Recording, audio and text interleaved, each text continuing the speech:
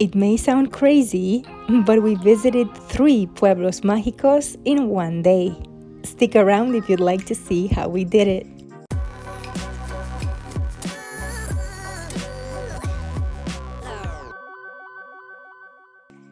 Okay, so if you've been with us for a while, you already know that we promised to show you how we achieved the goal of visiting all Pueblos Mágicos in the state of Jalisco, and in today's video, we're about to add 3 more to our list. By the way, if you'd like to see the ones we've already been to, just check the links in the description. Now, let's back up a little bit so I can give you the context of this travel day, which was actually part of a larger travel itinerary. Since we're never really pressed by time, what we usually do when we decide to drive to a new destination is we look at the map and try to create a driving route that would include other places of interest along the way, even though that may not always be the fastest or the most recommended option to get there. This is exactly what happened when we came up with the idea to take yet another trip from Guadalajara to Puerto Vallarta.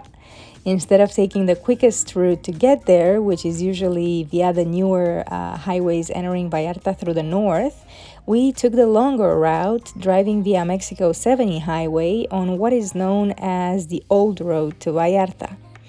This route doesn't even show up on Google anymore when you search directions to PV, but the beauty of this itinerary is that it takes you through an area with a high concentration of Pueblos Mágicos, which was exactly what I wanted.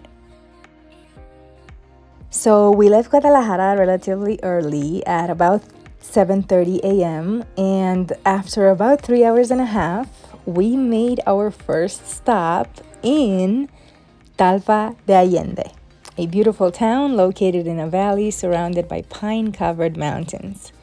The town was founded in the colonial times as a result of silver mining in the area.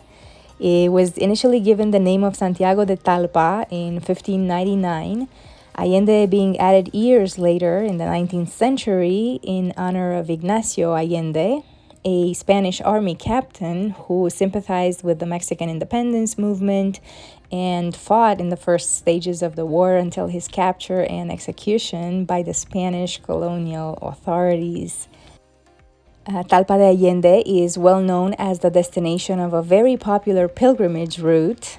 Its central church is home to the tiny Virgen del Rosario statue, also called La Chaparrita, celebrated yearly on October 7th when millions of pilgrims walk to Talpa for the festivities. This walk ranges from a few kilometers to hundreds of kilometers, depending on where you start. The most famous itinerary, called Ruta del Peregrino, starts in Ameca, Jalisco, and is 117 kilometers long. Imagine that.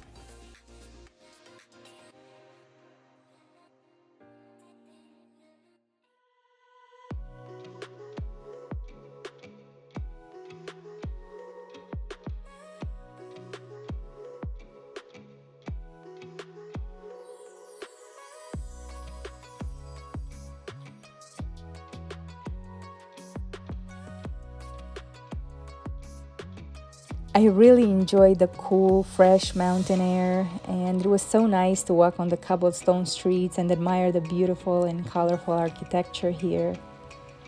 Since we didn't have breakfast before heading out, we stopped by the Central Market as well for a quick plate of chilaquiles rojos and some delicious tacos de birria. With batteries recharged, we were now ready for our next destination.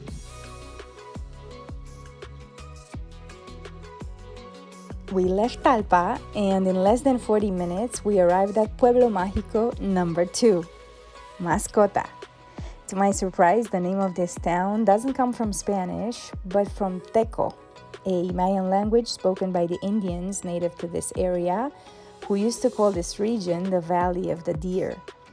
It comes from the words, and I'm sure I'm gonna butcher this, so feel free to make fun of me in the comments, Amaxacotlan Mazacotla, which means the place of deer and snakes.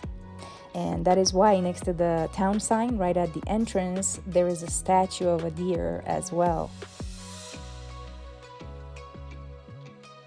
Arriving at the town's Plaza Principal, I was instantly mesmerized. So magical and perfectly designed, it almost seemed unreal. The gazebo, the water fountains, the pretty gardens, the gorgeous bell tower. I didn't know which angle to immortalize first. I just wanted to capture every piece of this breathtaking place so I can forever remember it. It was here when I also realized it won't be long until we return to revisit these beautifully quiet, fascinating mountain towns.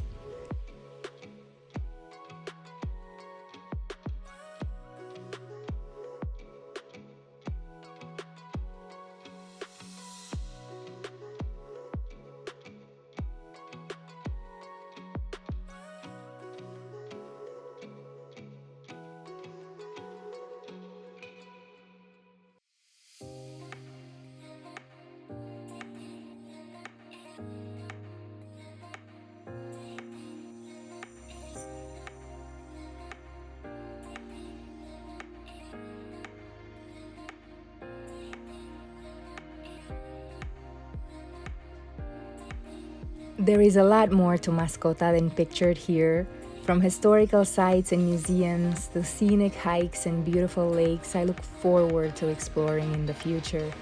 But for now, we have to leave this lovely town to make sure we have enough time to see our third and last Pueblo Mágico of the day, San Sebastián del Oeste.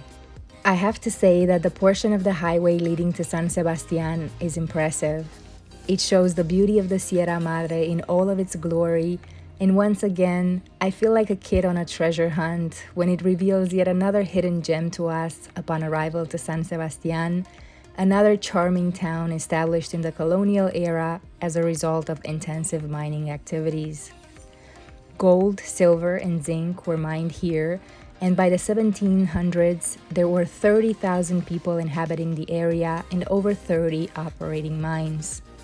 Many of the original town structures have been restored to preserve the colonial look, which will guaranteed make you feel like you're taking a trip back in time. Today, the town has a population of only about 700 inhabitants, and it relies primarily on agriculture and tourism. Due to its proximity to Puerto Vallarta, San Sebastián del Oeste is a popular destination for anyone interested in a dramatic change of scenery, an escape from the heat and humidity of the beach, and an overall more quiet, relaxed experience.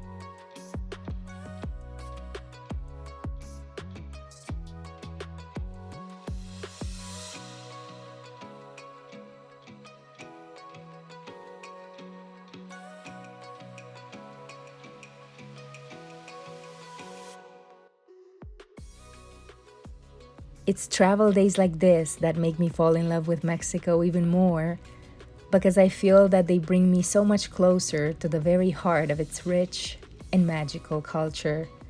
And the deeper we get into our exploration of Mexico, the more curious and intrigued I feel to discover more.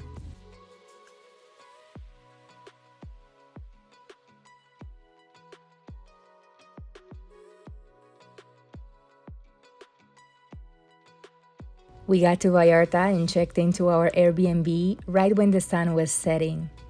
The small studio we booked for the night was not only super affordable, but also had the cutest rooftop terrace where we enjoyed a delicious breakfast the following morning from the coffee shop across the street.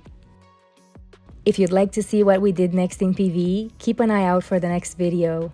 Also, please don't forget to subscribe to the channel, activate notifications, and engage with every new video. That encourages us to keep creating content and share our love for Mexico with the world. Until next time, guys, stay adventurous, have fun, and keep chasing colors.